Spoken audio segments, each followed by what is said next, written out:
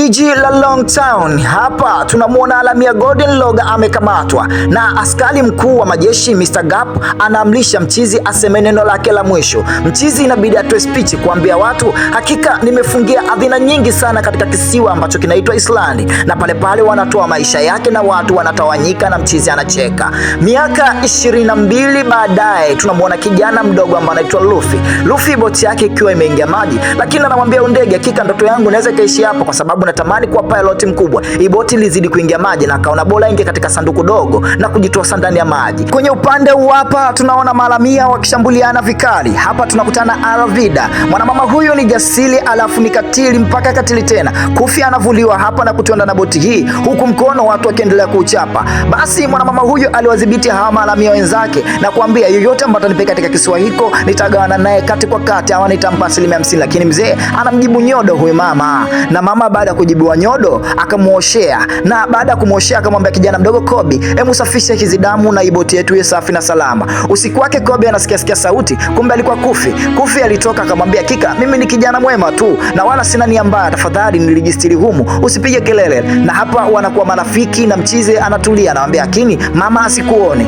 Na mchizi akampa hadithi kidogo, anamwambia kika, nilikuwa napenda sana habari za kuwa pilot tangia ningali mdogo, lakini huyu Shark naoza mkuu hakutaka mimi niwe pilot, angalikuwa bado umri wangu. Nikathibitisha kama nimekuona na jasiri, nikachoma jicho langu, na hapo sikuumia kokote kwa sababu nilikuwa na nguvu za ajabu. Na wakapanda juu kidogo, na mchizi hapa anataka boti ya kuondokea na kuchukua upa. Ini kwa bahati mbaya anagonga kitu kinatoa sauti na kumwamsha Arvida na vijana wake. Kufi anaulizwa, anatoa nyodo na Arvida anaanza kumshambulia Kufi. Hapa kwenye mashambulizi jamaa anachukua pisto kumpiga, risasi haijaingia, na mwisho wa siku risasi inarudi kwenye pisto na pisto kudondoka chini. Anamwambia kika, mimi nina nguvu za ajabu. Basi kwenye kujitetea hapa Arvida anamshambulia Kufi na Kufi anaendelea kujichanga. Taratibu wanakuta wanaunguza skani na moto unawaka, na mama Arvida anamshauri, anakumwambia nitakuueni, lakini hapa mkono unaendelea. Mwisho wa siku kijana anampiga kumama na kumtoa nje ya boti, na hawa maharamia wengine wanasaliti amri na kuambia jamani ondokeni. Tunahamia upande huu hapa 6 Island, huku tunamkuta Zoro akiwa na Master 7.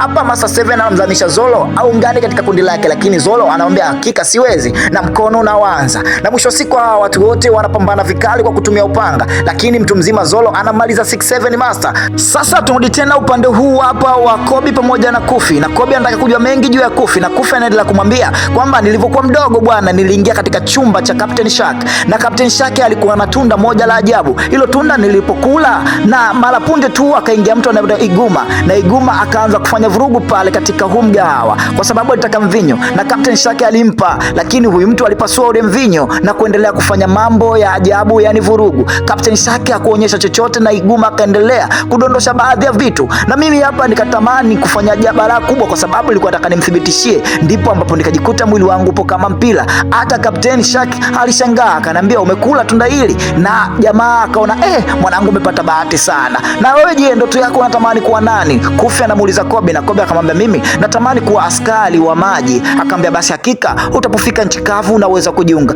Hapa tunamwona dada mmoja ambaye anaitwa Nami. Nami alikuwa na mpango wake na kuona maharamia wawili wanajipitisha hapa karibuni na ile box, na alipofungua ile box halikuwa na kitu chochote. Nami aliwazuga na kupanda boti ya machizi na kuwaibia, na machizi kwa katika boti ndogo. Upande wa Kufi pamoja na Kobe na Zoro tunaona hapo katika baa pamoja na Nami, lakini hawa mpango wao wote unaonekana kwenda kutafuta lamani. Anakuja mhudumu mmoja, bahati mbaya hapa anagongana na Hemapu na kudondosha kile chakula. Hemapu kwa sababu yeye ni mtu wa serikali anamwambia binti uone au, na kukanyaga kile chakula kwa kutumia mguu wake, lakini Zoro alikila kile chakula na kumwambia bwana mtu mzima inabidi umuombe radhi huyu mtoto. Jamaa kutoa upanga, na mwisho wa siku kama tunavyomjua Zoro alikuwa hatari katika masuala ya upanga, alimtuliza Kufi. Alivutiwa sana na haya mapambano, na hata upande wa bidada bado aliendelea kuwasha moto, na mwisho wa siku kuchukua hizo nguo za huyu askari wa maji, na hapa moja kwa moja kumpeleka mpaka kwa baba yake Inspector Morgan. Morgan akamwambia hakika umempiga askari mkubwa wa maji, hakika inabidi tukufunge hapa ndani ya wiki moja ama tukuue. Na mchizi alikubali kufungwa ndani ya wiki moja ili mada atapotoka hapo apate kuajiliwa naye awe askari wa maji. Basi mchizi ilibidi akubali kufungwa, lakini upande wa Kufi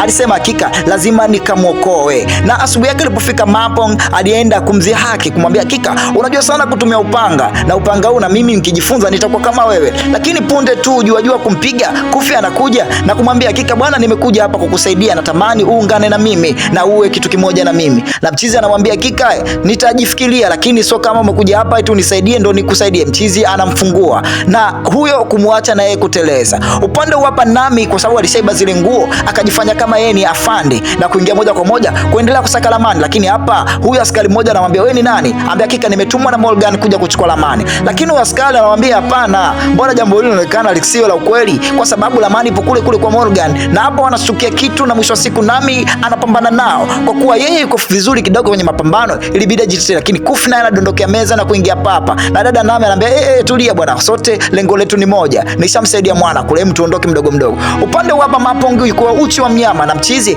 alikuja kuchukua panga lake Zolo. Anamwambia mimi kasija kukua, nimekuja kuchukua upanga tu. Jamaa kaficha makende yake. Na huku upande hapa Morgan anawakuta Kufi pamoja na dada Nami. Anamwambia bwana hakika huyu nampeleka ni mahabusu huyu. Lakini Nami alikuwa tayari ameshaiba funguo na Mchizi alimsifia sana kumwambia dada hakika una akili. Moja kwa moja walizama katika chumba ambacho ni ofisi ya Morgan na hapa wakaanza kuitafuta kila maana, wakakuta kisanduku kidogo, lakini huku Morgan anakuta walinzi wake wamechezea kichapo na kubaini kwamba wale watu si watu wazuri. Upande hapa Morgan anakuja anaanza kuvunja na shoka yake kali na Machizi hapa wanabahatika kukuta na jamaa kutumia nguvu zake kuvuta hili sanduku na mwisho siku anatoka katika dirisha dogo na kuliondokea katika uwanja wa vita. Nami akiwa anachapa mkono na hata Zolo aliona mkono wa ubidada na yeye Zolo aliendelea kukiwasha na upande hapa Kufi naye anakiwasha. Walikiwasha mpaka mambo yakawaka na mambo yakawa moto sio mchezo. Na hata alipokuja mtu mzima Morgan bado mkono uliendelea kuwasha. Mchizi alitumia steli ya panga tatu kumdhibiti Morgan, lakini Morgan alikuwa moto koti mbali, walimchangia na kumpiga kiki ya mpira.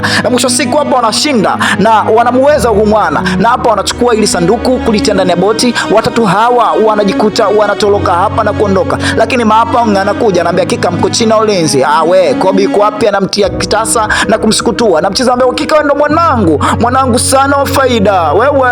Sasa habari zikafika kwa General Gap na Gap akajua kama lamani imepotea. Akamwajili Kabaji hapa kuna bugi. Hawa watu ni hatari mpaka hatari tena. Upande wa hapa Kufi kipindi alipokuwa mdogo anatukumbusha kipindi alikuwa anafanya mazoezi ya kujaribisha nguvu zake na kukuta hawezi kucontrol vizuri. Na mtu mzima Captain Shaka akamwambia wakati ukifika kila kitu kitakaa sawa. Basi upande wa hapa Kufi anaendelea kumsumbua Nami anamwambia hakika bwana usinisumbue na kuchukua ile kofia kutaka kuitupa, lakini Mchizi kutoka mikono yake mirefu akaikamata na kumwambia hakika hii ndio kila kitu. Mara punde tu hapa lamani inatoka, dada huyu alishaitoa kopi, lakini hapa wanashambuliwa na sumu kali juu ya anga. Waliposhangaa hii sumu taratibu mili yao ikaanza kudhoofika, wakaanza kudondoka mmoja mmoja, lakini mtu mzima Kufi alimeza ile lamani. Basi hapa wanajikuta katika boksi kubwa na ile boksi likaanza kudondoshwa na wakajikuta wapo katika uwanja wa show, yani kama wapo pale Bagamoyo Tasuba. Hapa wakiwa wamefungwa kamba ama minyololo miguuni mwao, na huyu hapa Baga anawaambia hakika niambieni lamani kwa kofia na kuitupa juu. Na alipopata nafasi dada Nami alikimbia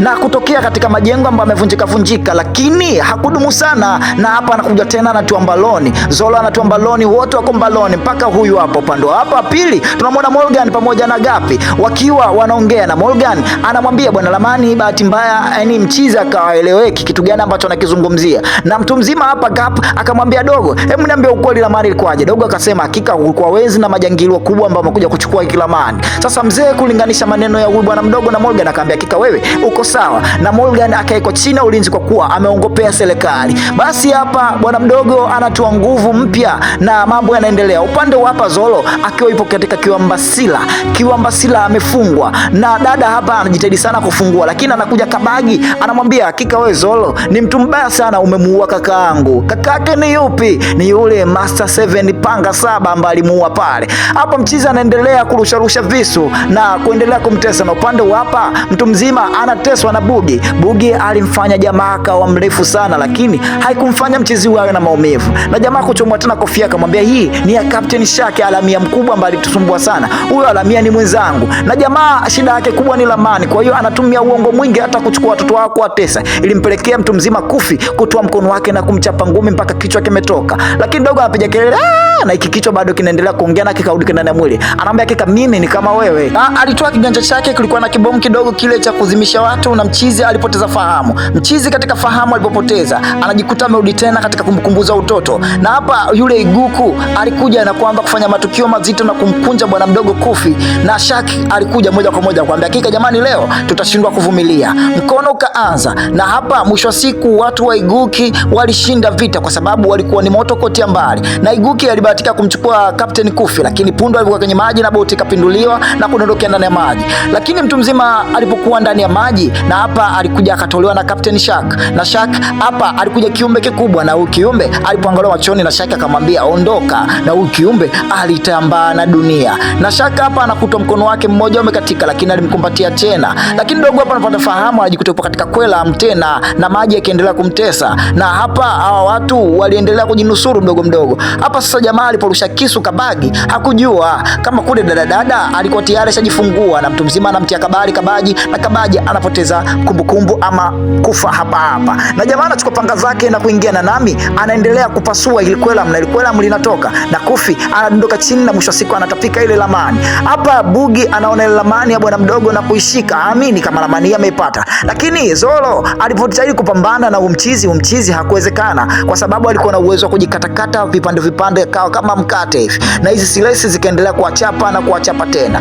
Walisumbuka sana na Bugi kwa sababu uwezo wake wa hatari, lakini unajua tunakifanya makosa ukitoa kofia huyu bwana mdogo utakuwa kama umemvua mtu nguo, yani umekaucha. Akasema hakika kila kipande tukika katika sehemu yake, na kweli kichwa, mkono, kila kitu kikatenganishwa na kumfanya Bugi abaki kichwa tupu na miguu ikawa midogo. Wanangu mmeniweza, yani kila kitu walikika peke yake. Basi hapa walibahatika na mtu mzima alitoa nguvu zake na kumtupia mbali huyo mtu mzima Bugi, na wakajifunusuru na wakaanza kuondoka, na hawa raia walikopo hapa wakionewa walishukuru sana. Anaturudisha tena kipindi yuko na Shaka hapa. Shaka alimwambia hakika hii kofia itakufaa sana, na unapokuwa pirate mkubwa kama mimi, naomba hii kofia unilegeshee. Kwa hiyo bwana mdogo aliondoka na ndoto hizo tangia miaka hiyo na kutaka kuwa pirate mkubwa sana wa bahari. Na upande hapa Nami akiwa na seti mipango na kujipaka kidogo maskara, na huku mchizi aliwaambia hakika jamani, hii flag mnaionaje? Anawaambia bwana usizingue sisi, usiweke flag ambayo elekeleweki. Oya wanangu wa Cham TV, tukutane katika mwendelezo wa episode yetu, maana hii movie ni refu sana. Oya kwanza tupate wazamini Zanzibari na vitongoji vyake. Ili mradi mwanamke apendeze, lazima mguuni mwake kuwe na kiatu, na Tajiri Ali ndiyo suluhisho. Njoo ujipatie viatu kwa bei rahisi, bei ya seli kabisa, yani shilingi 5,000 kwa shilingi 7,000. Bei ni sawa na bule. Hofa Tajiri amelewa. Oya wanangu wa Zanzibar na vitongoji vyake, bonge la promotion hili wapo Tajiri Ali amewaletea, yani ulipo yeye yupo, anafanya deliver popote ulipo na kwa bei hii.